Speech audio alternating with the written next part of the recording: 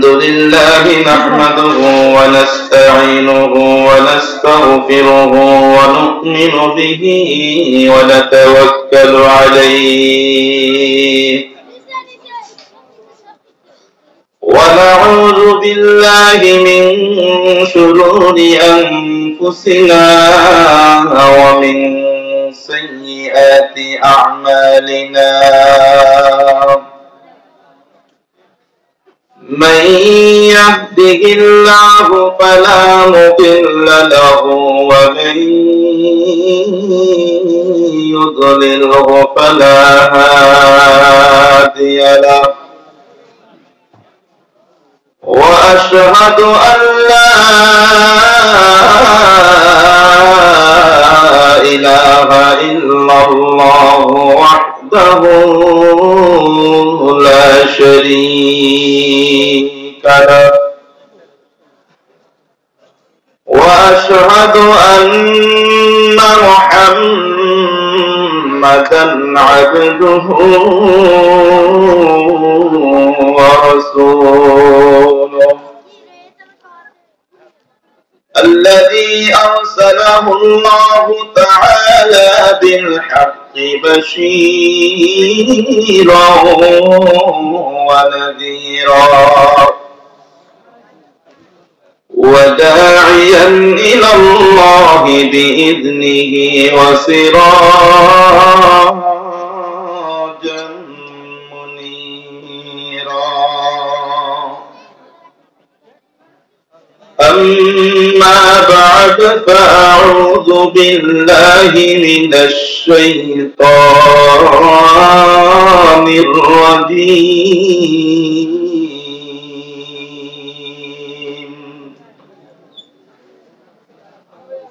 بسم الله الرحمن الرحيم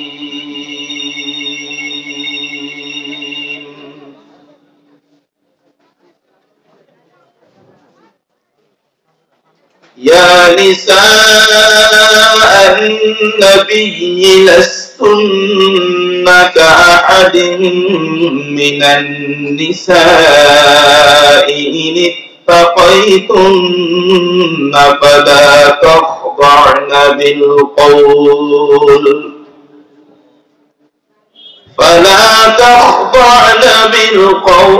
فيطمع الذي في قلبه مرض وقلن قولا معروفا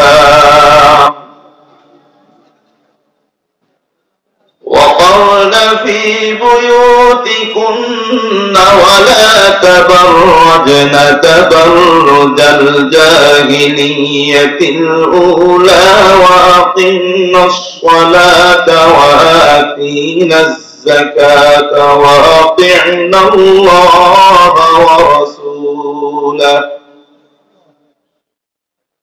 وقال أيضا وما كان لمؤمن ولا مؤمنة إذا قضى الله ورسوله أمرا أن يكون لهم الخيرة من أمرهم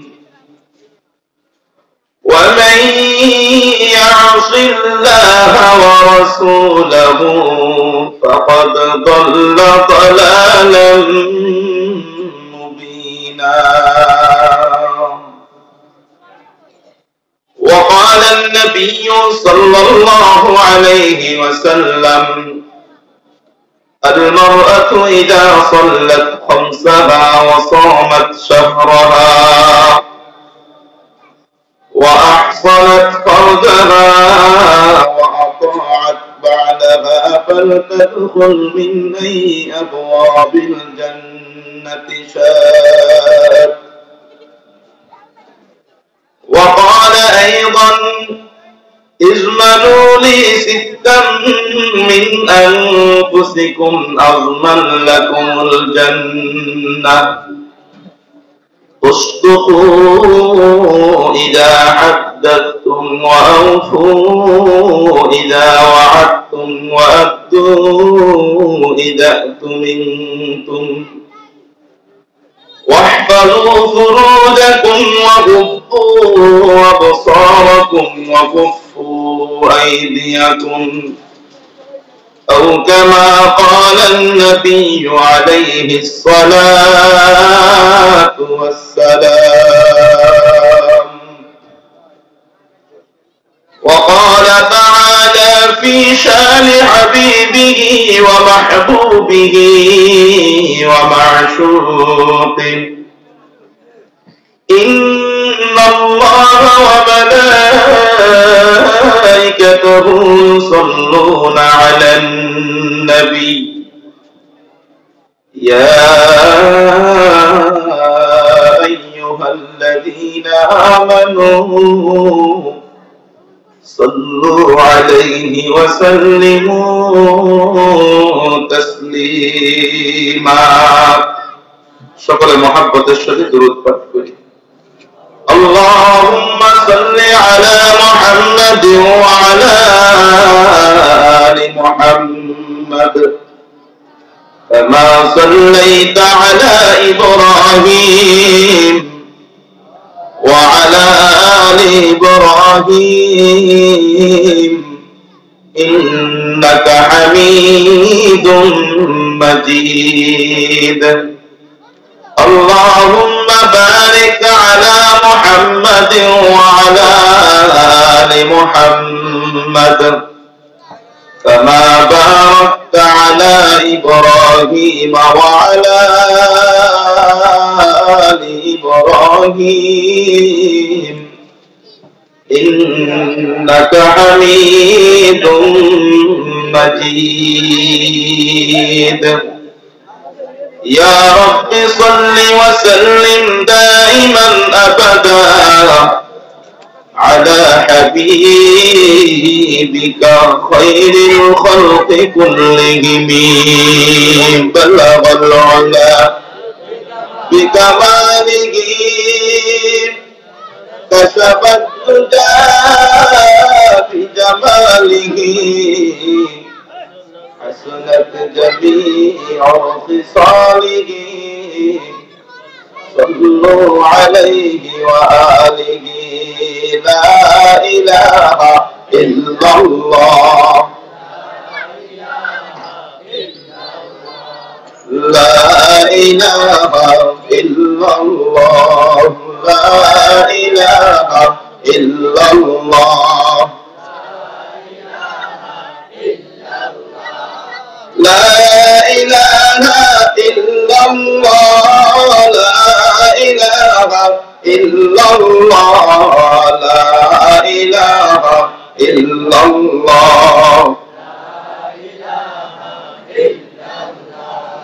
لا إله إلا الله لا إله إلا الله لا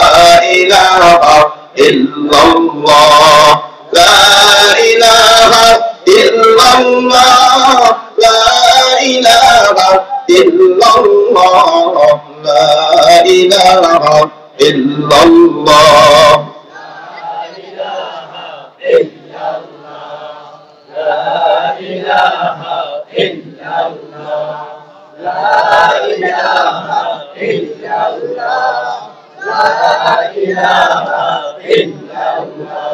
لا إله إلا الله محمد رسول الله صلى الله عليه وسلم. سبحانك لا علم لنا إلا ما علمتنا إنك أنت العليم الحكيم.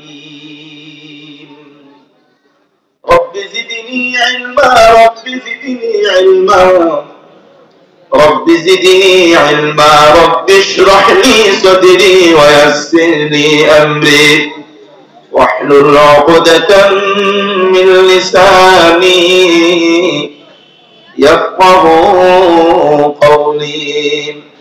ربنا آتنا في الدنيا حسنة وفي الآخرة حسنة وقنا عذاب النار ربنا اغفر لي ولوالدي وللمؤمنين يوم يقوم الحساب ربنا لا تزغ قلوبنا بعد إذ هديتنا وهب لنا من لدنك رحمة إنك أنت الوهاب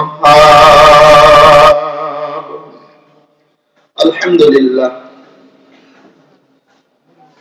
সমাজের সর্বস্তরে হকের আওয়াজ পৌঁছে দেওয়ার লক্ষ্যে ভোলা জেলা ভোলা সদর ভোলা লালমোহন থানার আওতাধীন লালমোহন পেশকার হাট বাজার কেন্দ্রীয় জামে মসজিদ ও পেশকার হাট বাজার ব্যবসায়ীদের যৌথ উদ্যোগে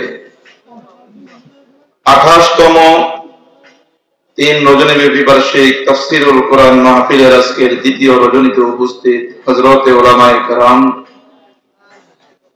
আজকের মাহফিলের প্রধান অতিথি ভোলা 3 আসনের মাননীয় সংসদ সদস্য জননেতা আলহাজ নুরুন নবী চৌধুরী শাওন সাহেব, আজকের মাহফিলের সভাপতি ফরাজগঞ্জ ইউনিয়ন এর সাধারণ সম্পাদক আওয়ামী লীগের সাধারণ সম্পাদক জনাব ইশাকুর রহমান জাফর হাওলাদার সাহেব, উপস্থিত মুরব্বী বাবাজিরা, যুবক ভাইয়েরা, স্নেহের ছোট ভাইয়েরা, মাইকের আওয়াজ যতদূর পর্যন্ত যাচ্ছে আওয়াজ প্রবণতা আমার সম্মানিতা মা ও বোনেরা, আল্লাহ রাব্বুল আলামিনের দরবারে লাখ কোটি শুকরিয়া আদায় করেছি যে মালিক আপনাকে আমাকে হায়াত দান করে সুস্থ রেখে দুনিয়ার হাজারো ঝামেলা থেকে মুক্ত করে আজকে রোজ শনিবার 23 ডিসেম্বর 2023 পেশকার হাট বাজারে কোরআনের তাফসীরের মাহফিলে বসার তৌফিক দান করেছেন, শুকরিয়া আদায় করি আলহামদুলিল্লাহ। সম্মানিত হাজিরিন, গত রজনীতে এখানে মাহফিল হয়েছে, আগামী রজনীতে হবে, আজকে হচ্ছে, কি বলেন? 3 দিন ব্যাপী মাহফিল। অত্র মসজিদ কমিটি, মসজিদের মুসল্লিরা এবং অত্র বাজার ব্যবসায়ীরা কোরআনকে মহাব্বত করে দ্বীনের খাতিরে আল্লাহ এবং আল্লাহ রাসূলের মহাব্বত নিয়ে দ্বীনের এক মজমার আয়োজন করেছেন। আমরা ওনাদেরকে মুবারকবাদ জানাই, ধন্যবাদ জানাই। আল্লাহ তাআলা আয়োজক যারা আছেন এদের প্রত্যেককে উত্তম বিনিময় দান করেন, বলেন আমিন। আমরা শ্রোতা হিসেবে, বক্তা হিসেবে যারা উপস্থিত হয়েছি, আল্লাহ তাআলা প্রত্যেককে হেদায়েতের নূর দান করেন, বলেন আমিন। সম্মানিত হাজিরিন, আমাদের ভোলার মানুষ খুব ভালো মানুষ, দিল ভালো, কি বলেন? এরা কোরআন প্রেমিক, দ্বীন প্রেমিক, মাদ্রাসা মসজিদ প্রেমিক, আলেম ওলামাদেরকে খুব মহব্বত করে, তাই না? আলহামদুলিল্লাহ, আল্লাহ তাআলা আমাদেরকে যে দ্বীনের মজলিসে নিয়ে এসেছেন, আল্লাহ তাআলার খাস রহমত, খাস দয়া এটা। তবে যেই সময়টা আমরা এখানে বসে আল্লাহ পাকের কোরআনের মাহফিল শোনার জন্য উপস্থিত হলাম, এখানে বসতে পারলাম, এই সময়টাতেই ফিলিস্তিনের মাজলুম মুসলমানরা আতঙ্কিত হয়ে আসে, কখন জানি বেঈমানরা তাদেরকে বোমা মেরে উড়িয়ে দেয়। কথা বলেন ঠিক কি? সম্মানিত হাজিরিন, আমরা নিজের মাধ্যমে দেখতে পাই, অনলাইনের মাধ্যমে দেখতে পাই, কত সন্তান, ছোট্ট ছোট্ট না বলে শিশুগুলো রক্তাক্ত হয়ে ছটফট করতেছে। বাবার কোলে সন্তান, বাবা সন্তানকে নিয়ে কোথায় যাবে? বেঈমানরা চিকিৎসার যে হাসপাতালগুলো আছে, হাসপাতালগুলো তো তারা আক্রমণ করে মুসলমানদেরকে নিধন করা, মুসলমানদেরকে শেষ করার পায়তারা চালাচ্ছে। কত বাবার চোখের সামনে তার কলিজার টুকরা সন্তানটা ছটফট করতে করতে শহীদ হয়ে যায়। কত মায়ের সামনে তার নার চিরাধন সন্তানটা ছটফট করতে করতে শহীদ হয়ে যায়। কত বাবার সামনে সন্তান শহীদ, কত সন্তানের সামনে মা বাবা শহীদ হয়ে যায়। কিছুই করার নাই, কিছুই বলার নাই, কি বলবে, কি করবে? আজকে সারা বিশ্বে কত মুসলমান, মুসলমানদের কোনো আওয়াজ নাই, অথচ রাসূলের হাদিস অনুযায়ী তো বোঝা যায় সমস্ত মুসলমানরা হলো ভাই ভাই, মুসলমানরা একটা দেহের মতো, একজন মানুষের 3.5 হাত দেহ, এই 3.5 হাত দেহ মাথা থেকে পা পর্যন্ত যেখানে কোনো আঘাত লাগুক পুরা শরীরটা ওই আঘাতটা অনুভব করে। কথা বলেন ঠিক কিনা? আজকে মুসলমানরা দুঃখে দুঃখে বিভিন্ন জায়গায় নির্যাতিত হচ্ছে। অন্য মুসলমান আমরা যারা আছি আমাদের দিলের ভিতরে তেমন মায়াও লাগে না, অথচ রাসূল বলেন ক্বালান নবী সাল্লাল্লাহু আলাইহি ওয়াসাল্লাম আল মুমিনুনা কাজাসাদিন ওয়াহিদিন ইন ইশতাকা আইনুহু ইশতাকা কুল্লুহু ওয়া ইন ইশতাকা রাসুহু ইশতাকা কুল্লুহু। নবী ডাকতে বলে উম্মাত,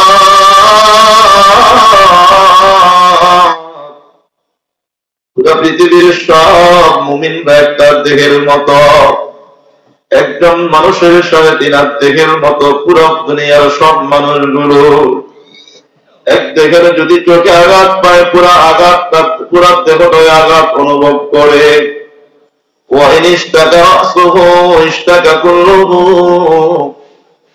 যদি দেহের মাথায় আঘাত লাগে পুরা দেহটা আঘাতটা অনুভব করে। কথা বলেন ঠিক কিনা? এর মুমিন এলার মোহনের মানুষ, ফিলিস্তিনের মুসলমান, আফগানিস্তানের মুসলমান, পাকিস্তানের মুসলমান, ভারতের মুসলমান, মিয়ানমারের মুসলমান, বাংলাদেশের মুসলমান, সারা বিশ্বের আনাচে কানাচে যেখানে মুসলমানরা আছে সব মুসলমান একটা দেহের মতো। পৃথিবীর যেই প্রান্তে কোন মুসলমান নির্যাতিত হবে, জুলুমের শিকার হবে, ওই মুসলমানের বিপদে, ওই মুসলমানের ব্যথায় অন্য মুসলমানরাও ব্যথিত হবে। কথা বলেন ঠিক কিনা? এক মুসলমান দুঃখ পাইলে অন্য মুসলমানরা তার দুঃখে দুঃখী হইবে। মুসলমান মুসলমানের ভাই, আজকে বিশ্বের আনাচে কানাচে মুসলমানরা নির্যাতিত, মুসলমানরা কত কষ্ট করেছে, মুসলমানরা রক্তাক্ত হচ্ছে। আমি মুসলমান হিসাবে আমার দিলের ভিতরে মায়া লাগার দরকার, মহাব্বত থাকা দরকার।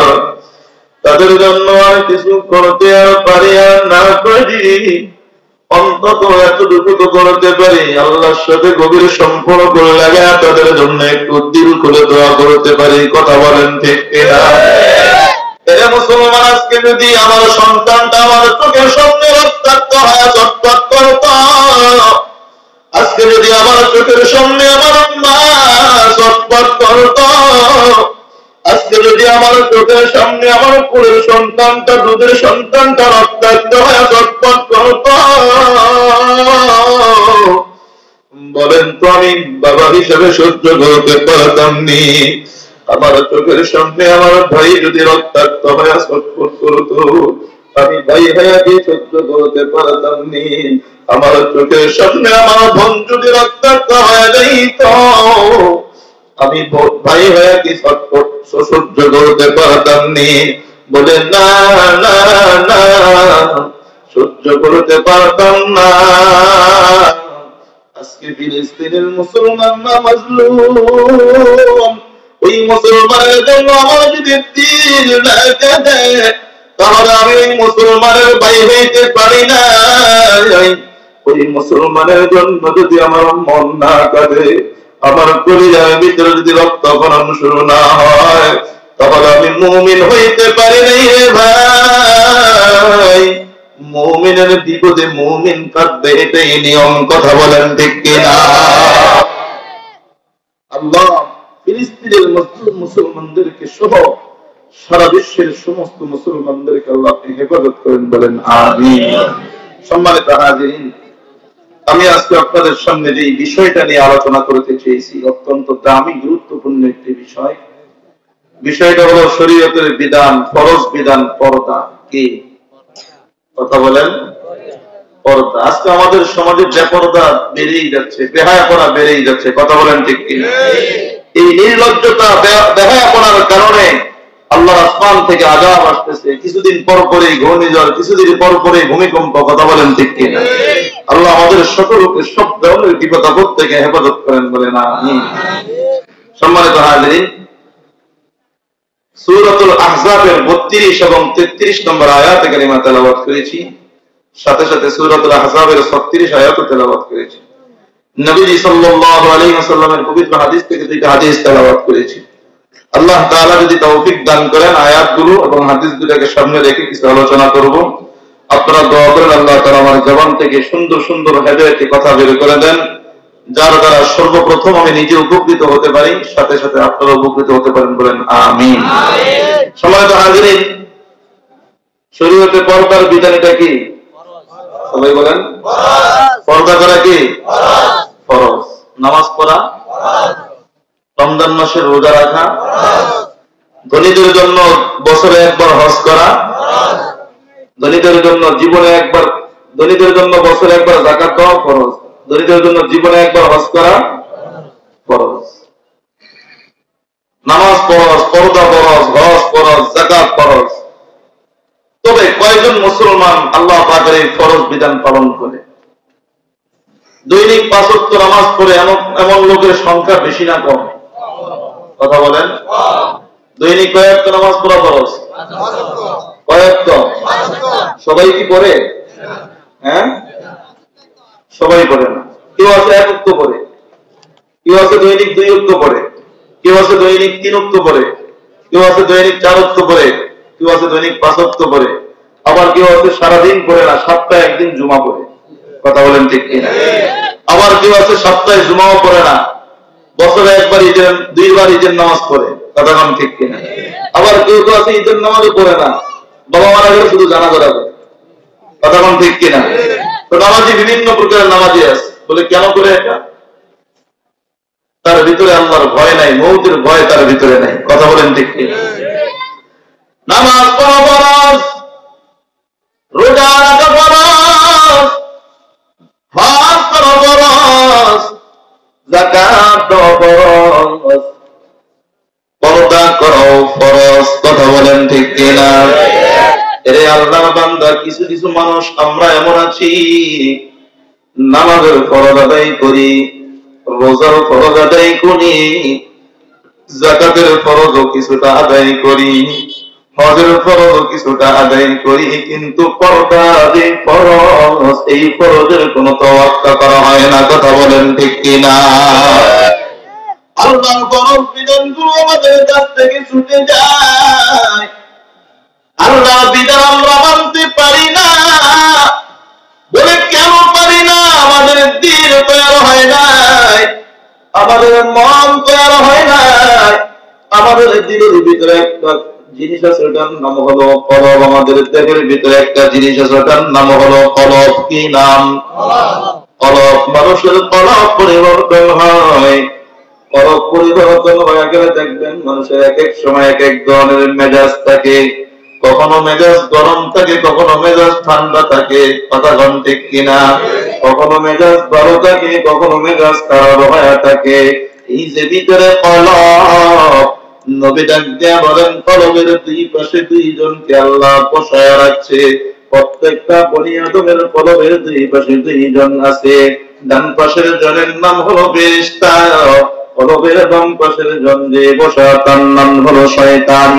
এরে আল্লাহর বান্দা, আম্মা আয়েশা সিদ্দিকা রাদিয়াল্লাহু তাআলা আনহা নবীকে ডাক দিয়া বললেন, গো নবী, আপনি তো বলেছেন প্রত্যেকটা মানুষের কলবের 2 পাশে 2 জন বসা আছেন, একজন হলো ফেরেশতা, একজন হলো শয়তান।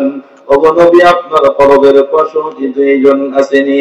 নবী ডাক দিয়া বলে, আয়েশা, আমার কলবের 2 পাশে 2 জন আছে, তবে মজার ব্যাপার হলো কলবের বাম পাশের যে শয়তানটা, ওয়ালাকিন আসলামা, ওই শয়তানটা আমার আদর্শবান হইয়া, আমার প্রভাবে প্রভাবিত হইয়া কলবের বাম পাশের শয়তানটা আমার কাছে আত্মসমর্পণ করে মুসলমান হয়ে গেছে। আল্লাহ বান্দা, হে পেশকারের মানুষ, কলবের ডান পাশে ফেরেশতা বসা, ডান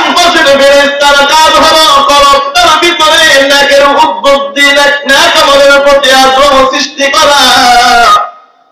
ডান পাশের কলবের ডান পাশের ফেরেশতার কাজ হলো কলবটাকে মনটাকে নেকের দিকে ঝুঁকায়া দেওয়া। কলবের বাম পাশে যে শয়তানটা বসা, শয়তানের কাজ হলো কলবটাকে গুনাহের দিকে নিয়ে যাওয়া। এরে আল্লাহ বান্দা যাও, কলবের ডান পাশের ফেরেশতা শক্তিশালী,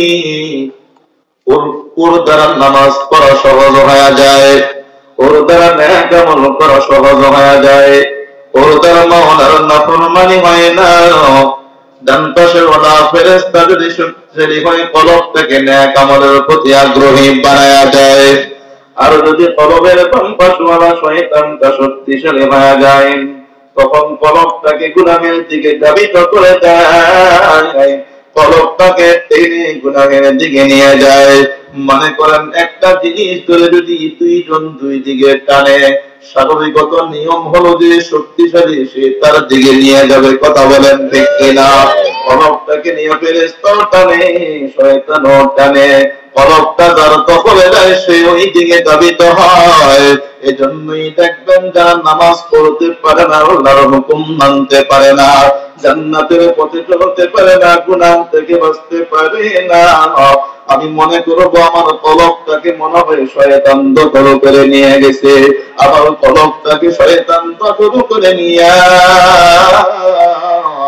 আমার দ্বারা নামাজ কাজা করে ফেলতেছে, আমার দ্বারা গুনাহ করে ফেলতেছে, আমার দ্বারা গান শুনে ফেলতেছে, আমার দ্বারা হারাম কাজ করে ফেলতেছে, আমার দ্বারা আব্বা আম্মার নাফরমানি করে, আমার দ্বারা আল্লাহর হুকুম আদায় হয় না। মনের ভিতরে কেমন জন্য ঢুকে যায়, এখন নামাজের সময় হয় নাই, এখন আল্লাহর হওয়ার সময় হয় নাই, এখন আল্লাহর হুকুম মানার সময় হয় নাই। এ বান্দা না না না, যারা আল্লাহর হুকুম মানতেছে না তারা ভাবতেছে মনে হয় বেশি দিন বেঁচে থাকবো, এত তাড়াতাড়ি মরবো না।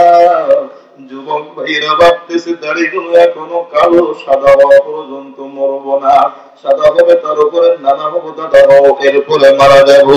বলে বান্দা না না না, গত নভেম্বর মাসে একটা ঘূর্ণিঝড় ছিল, ঘূর্ণিঝড় মিদিলে, কি নাম? ঘূর্ণিঝড় মিদিলে। ওই ঘূর্ণিঝড় মিদিলের সময় নদীতে সাগরে মাছ ধরার অবরোধ ছিল, জানেন কিনা? বলে এরা আল্লাহ বান্দা, নদীতে তখন মাছ ধরার, ইলিশ মাছ ধরার অবরোধ। ওই মনপুরার অনেকগুলো নৌকা, ফিশিং বোট, জীবনটাকে বাজিনি, জীবনটাকে জীবনের বাজিনি, আগানটাকে হাতে নিয়ে ওই সাগরের দিকে পারে জমা, স্ত্রী সন্তানের চাহিদা পূরণ করার জন্য, সন্তানের ভবিষ্যৎ গড়ার জন্য সাগরের দিকে চলে যায়। অনেকগুলো নৌকা সাগরের ভিতরে চলে গেছে, সব নৌকাগুলো ফিরে আসছে, একটা নৌকা ফিরতে পারে না। ওই নৌকার ভিতরে 25 থেকে 27 জন মানুষ ছিল। ঘূর্ণিঝড়ের কবলে পড়ছে, আজ পর্যন্ত কোন খবর নাই। ওই সন্তান সাগরে চলে গেছে, মা কান্দে, আরে কত মানুষ সাগরে মাছ ধরার জন্য চলে গেছে, ওই মানুষটার, ওই বাবার সন্তানটা কান্দে, ওই বাবার আপনজনরা কান্দে, ওই স্বামীকে হারায় তার দিদি কান্না করে। কথা বলেন ঠিক কিনা? এই বেশি দূরের কথা না, এই যে আপনাদের লাঙ্গলখালিতে গত মাসেরই ঘটনা, শেষের দিকের ঘটনা, একটা বাচ্চাকে বাঁচাইতে গিয়ে এক বাস সাইডে চাপায়া দিয়া 4 জন মারা গেছে। কথা বলেন ঠিক কিনা? ওই 4 জন যন্ত্রণায় এখানে মৌত হবে, ওই 4 জন যন্ত্রণায় এখানে আজরাইলকে নিয়ে যাবে।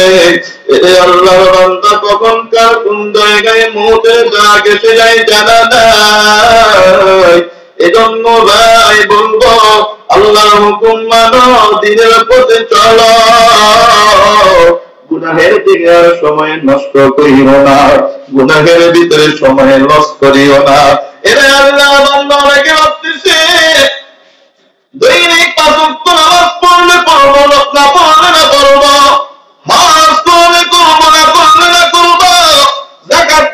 দিনে দিব না দিনে নাই, রোজা ফরজ করলে না করবো, ফরজ ফরজ মানলে মানবো, মানলে মানবো, না মানলে না মানবো, আমার ব্যক্তিগত ব্যাপার। বলে না না না না। সূরাতুল আহজাবের 36 নম্বর আয়াতে আল্লাহ বলেন, وما كان لمؤمن ولا مؤمنة إذا قضى الله ورسوله أمرا أن يكون لهم الخيرة من أمرهم। আল্লাহ ডাকতে বলে, কোন মুমিন পুরুষের জন্য, কোন মুমিন নারীর জন্য অনুমতি নাই, কোন মুমিন নারী পুরুষের জন্য সুযোগ নাই ইখতিয়ার গ্রহণ করা। আল্লাহ এবং আল্লাহর রাসূল যখন কোন বিষয়ের ফয়সালা করেন, কোন বিধান জারি করে দেন, ওই বিধান মানবে কি মানবে না, আল্লাহর হুকুম নবীর হুকুম মানবে কি মানবে না, এমন কোন ইখতিয়ার নাই, বরং মানতেই হবে। কথা বলেন ঠিক কিনা? কেউ যদি না মানে সে আল্লাহর নাফরমানি করলো, কেউ যদি না মানে সে আল্লাহর নবীর নাফরমানি করলো। আর কেউ যদি আল্লাহ এবং আল্লাহর নবীর নাফরমানি করে, আল্লাহ তাআলা ওয়া ইয়াসিল্লাহু ওয়া রাসূলুহু ফাকাদ দাল্লা দালালান মুবিনা। যে ব্যক্তি আল্লাহ এবং তার নবীর নাফরমানি করলো, ওই ব্যক্তি স্পষ্ট গোমরা হয়ে গেছে। আর যে ব্যক্তি স্পষ্ট গোমরা হয়ে যায়, জান্নাতি থাকে না, জাহান্নামী হয়ে যায়। কথা বলেন ঠিক কিনা? এই আয়াতের ঘটনা ওলামায়ে কেরাম লিখেন, নবীর একজন মহিলা সাহাবিয়া নাম যায়েনব বিনতে জাহাশ। আল্লাহর নবী যায়েনব বিনতে জাহাশকে ডাক দিয়ে বলে, যায়েনব, তুমি যায়েদ ইবনে হারিসাকে বিবাহ করো। যায়েনব ডাক দিয়ে বলে, ইয়া রাসূলুল্লাহ, যায়েদকে আমি বিবাহ করতে পারবো না। নবী ডাক দিয়ে বলে, যায়েনব, তুমি যায়েদ ইবনে হারিসাকে বিবাহ করো।